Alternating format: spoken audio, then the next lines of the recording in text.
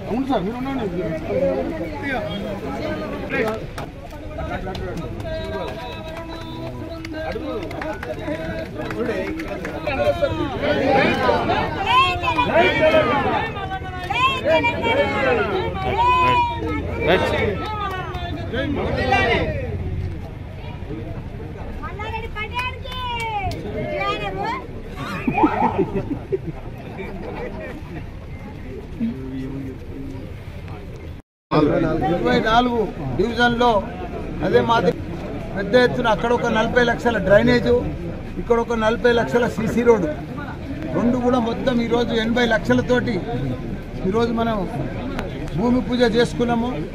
ఏది ఏమైనా బోడుప్పల్ కార్పొరేషన్ రాబోయే రోజులలో అన్ని రకాల కూడా అభివృద్ధి చేసే అవకాశం మనకి ఇప్పుడు వచ్చింది. ఎందుకంటే మొన్ననే మా మేయర్ కానీ, డిప్యూటీ మేయర్ కానీ, మా కార్పొరేటర్లు అందరూ కూడా కేటీఆర్ సార్ని కలిసినాము.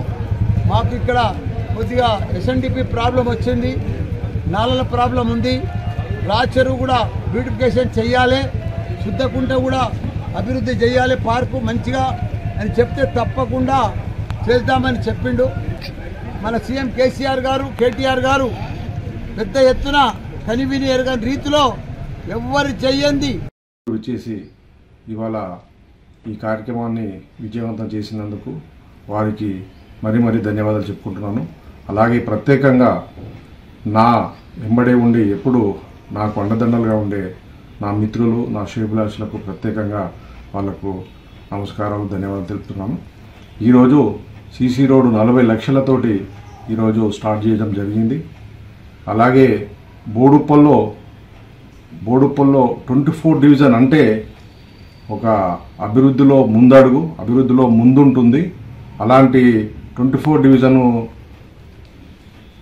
ప్రజలకు మరి ఒక్కసారి మనస్ఫూర్తిగా వాళ్లకు నా యొక్క పాదాభివందనాలు తెలుసుకుంటున్నాను. 85% డెవలప్మెంట్ చేసినాము. అది మా చామకూర మల్లారెడ్డి గారి ఆశీస్సులతో పాలకవర్గం కూడా మాకు అండదండలు మాకు ఉన్నారు.